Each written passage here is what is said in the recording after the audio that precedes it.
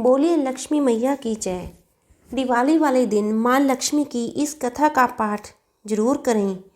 ऐसी मान्यता है कि इस दिन धन की देवी माँ लक्ष्मी धरती पर विचरण करने आती है और जो कोई इनकी इस दिन सच्चे मन से आराधना करता है वह उस पर अपनी कृपा बरसाती है।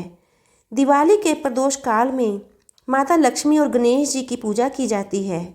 ऐसी मान्यता है कि इस दिन धन की देवी माँ लक्ष्मी धरती पर विचरण करने आती है और जो कोई उनकी इस दिन सच्चे मन से आराधना करता है वह उन पर अपनी कृपा बरसाती है।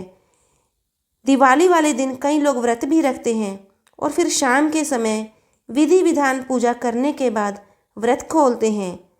आइए सुनते हैं दिवाली की पावन कथा।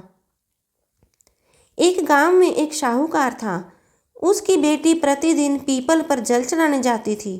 जिस पीपल के पेड़ पर वह जल चढ़ाती थी उस पेड़ पर लक्ष्मी जी का वास था।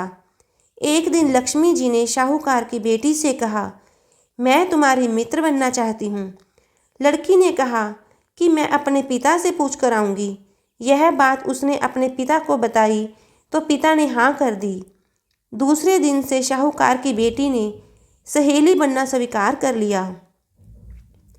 दोनों अच्छे मित्रों की तरह आपस में बातचीत करने लगीं।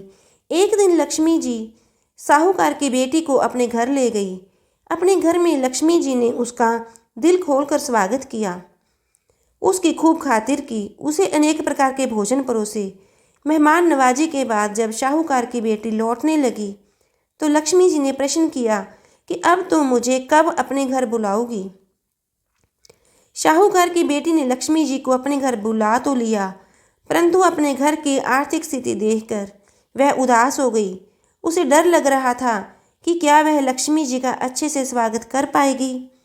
साहूकार ने अपनी बेटी को उदास देखा तो वह समझ गया।